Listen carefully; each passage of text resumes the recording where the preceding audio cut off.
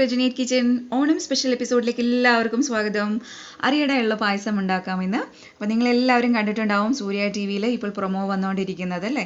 10 ദിവസം അത്തം മുതൽ തിരുവോണം വരെ ഓണം സ്പെഷ്യലായിട്ട് സൂര്യ ടിവിയിൽ ഒരു 10 വിഭവങ്ങൾ പാചകത്തിലൂടെ നിങ്ങൾക്ക് കാണാൻ പറ്റുന്നുണ്ടാവും. അതിൽ അരിയട എള്ള പായസമാണ് നമ്മൾ ഉണ്ടാക്കാൻ പോകുന്നത്. അപ്പോൾ അതിന് വേണ്ടിയിട്ട് സൂര്യ ടിവിക്ക് വേണ്ടിയിട്ട് ഒരു 10 റെസിപ്പികൾ ഞാൻ തന്നെയാണ് എഴുതി കൊടുത്തത്. അപ്പോൾ ഞാൻ രജനി. അപ്പോൾ നിങ്ങൾക്ക് എല്ലാവർക്കും അറിയാമായിരിക്കുമെന്ന് വിചാരിക്കുന്നു. എൻ്റെ പേര് രജനിയാണെന്നും രജനി കിച്ചണിലൂടെയാണ് ഞാൻ നിങ്ങൾക്ക് വേണ്ടി അരിയുടെ എള്ള പായസം കാണിക്കാൻ പോകുന്നതും. ഓക്കെ, അപ്പോൾ എല്ലാവരും ഈ ഓണത്തിന് ഈ അരിയുടെ എള്ള പായസം ഉണ്ടാക്കി നോക്കണേ.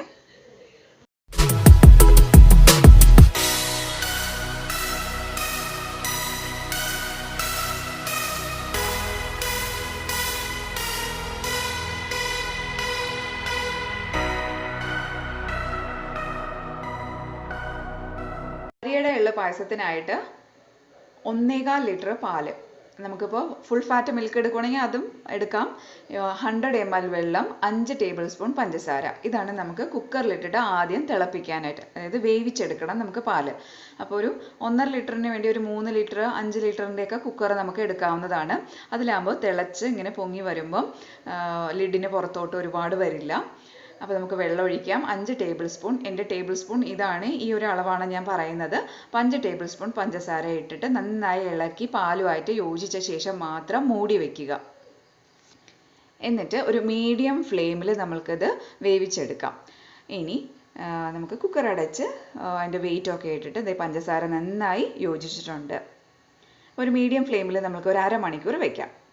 ഇനി വേറൊരു പാന് ചൂടാക്കിയതിന് ശേഷം അതിലേക്ക് 1 ടീസ്പൂൺ ബട്ടർ ചേർക്കുക. എന്നിട്ട് 4-5 ടീസ്പൂൺ നമുക്ക് എള്ള് നന്നായി കഴുകിയെടുത്ത് നിങ്ങൾ വെയിലത്ത് വെച്ച് ഉണക്കിയ ശേഷം ആ എള്ള് ഒരു 5 ടീസ്പൂൺ വരെയൊക്കെ നമുക്ക് ഉപയോഗിക്കാം.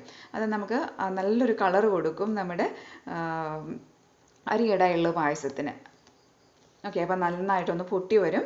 ആ സമയത്ത് നമ്മളത് മാറ്റി വയ്ക്കുക. എന്നതിന് ശേഷം നല്ലവണ്ണം 100 ml വെള്ളം എടുക്കുക. നല്ലവണ്ണം വെട്ടി തിളപ്പിച്ച ശേഷം നമ്മൾക്ക് ആ എള്ളിലേക്ക് ഒഴിക്കാം. എന്നിട്ട് കുക്കറിലിട്ട് വേവിച്ചെടുക്കണം കേട്ടോ.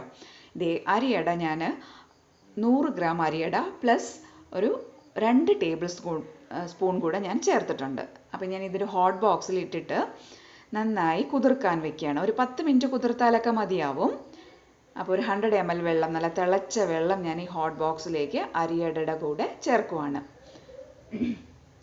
ഇനി ഇളക്കി യോജിപ്പിച്ച ശേഷം നമുക്കൊരു 10 മിനിറ്റ് മൂടി വയ്ക്കാം. അപ്പോൾ ഇതേ പാൽ അരമണിക്കൂർ വേകാൻ വെച്ചിട്ട് റെഡി ആയിട്ടുണ്ട്. അപ്പോൾ ഞാൻ തീ ഓഫ് ചെയ്തു. അപ്പോൾ ഈ 10 മിനിറ്റിൽ നമ്മൾ ഇവിടെ അരിയട കുതിർന്ന് വന്നിട്ടുണ്ട്. ഇനി ഒരു 10 മിനിറ്റ് കൂടെ വെക്കണം. അതിന് മുമ്പ് ഞാൻ 2 ടീസ്പൂൺ പഞ്ചസാര ചേർത്തു. എന്നിട്ട് ഇളക്കി യോജിപ്പിച്ചു. ഇനി ഒരു 10 മിനിറ്റ് കൂടെ നമുക്ക് അടച്ചു വയ്ക്കാം. അപ്പോൾ ദേ നല്ലവണ്ണം പ്രഷറൊക്കെ പോയി ഒരു 10-20 മിനിറ്റ് ആയി. നന്നായി പ്രഷറൊക്കെ പോയിട്ടുണ്ട്. എന്നിട്ട് മാത്രമേ നമ്മളത് ഓപ്പൺ ചെയ്യാവൂ. അപ്പോഴാണ് ഒരു പിങ്ക് കളർ നമ്മുടെ പാലിന് വരിക. അപ്പോൾ അടി കട്ടിയുള്ള ഒരു പാത്രം എടുക്കുക. ഉരുളി ഉണ്ടെങ്കിൽ അത്രയും നല്ലത്. ഇപ്പോൾ ഇത് അടി കട്ടിയുള്ള നല്ല പരന്ന ഒരു പാത്രമാണ്.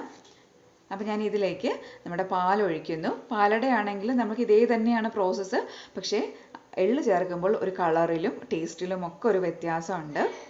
അപ്പോൾ നമ്മുടെ അരിയട കുതിർന്ന് വന്നത് ഞാനിതിലേക്ക് മിക്സ് ചെയ്യുവാണ്. പിന്നെ എള്ള് എടുക്കുമ്പോൾ നമ്മൾ ശ്രദ്ധിക്കേണ്ട ഒരു കാര്യം എന്താണെന്ന് വെച്ച് കഴിഞ്ഞാൽ അത് നല്ല കറുത്ത കളറാണല്ലോ.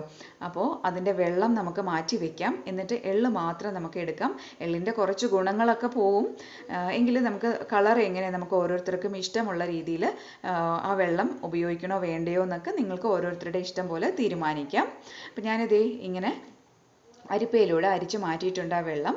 അപ്പോൾ ഒരു 1-2 ടേബിൾ സ്പൂൺ വെള്ളമുണ്ട്.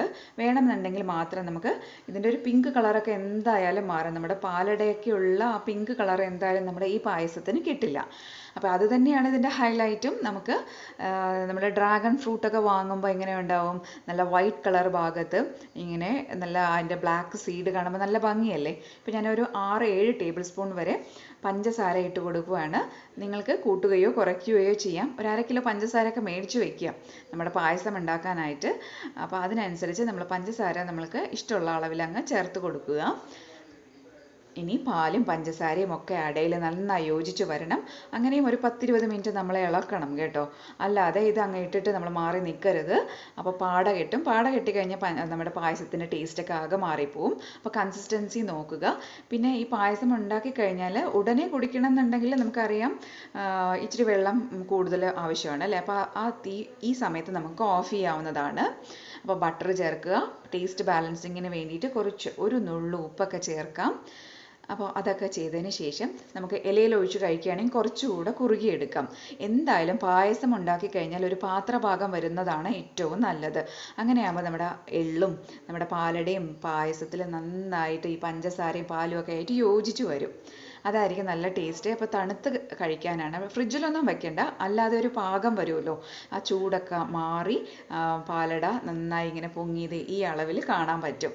അപ്പോൾ അതായിരിക്കും നല്ലവണ്ണം തണുത്ത ശേഷം കഴിക്കുമായിരിക്കും. നമ്മൾ റൂമിൽ വെച്ച് തന്നെ നമ്മൾ ടെമ്പറേച്ചർ നല്ല തണുത്ത ശേഷം കഴിക്കാം. അപ്പോൾ നല്ലവണ്ണം ആറിയ ശേഷം നമ്മുടെ പായസം ഈ ഒരു കൺസിസ്റ്റൻസിയിലാണ് ഇരിക്കുന്നത്.